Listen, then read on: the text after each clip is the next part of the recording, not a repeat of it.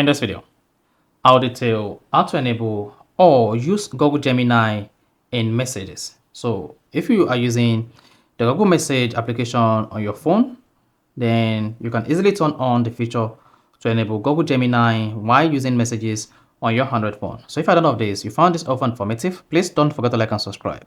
Now, all you need to do is open the message app on your Android phone like this. Click on the profile icon at the top right. Then you want to go ahead and click on Messages Settings. Now, once you selected that, click on General. Now, under General, you just need to scroll down the page, then locate Gemini in Messages. Click on that. Then you should see Show Gemini button in Messages. That is Early Chat with Gemini in Messages. If this is disabled in your own case, just go ahead and turn this on.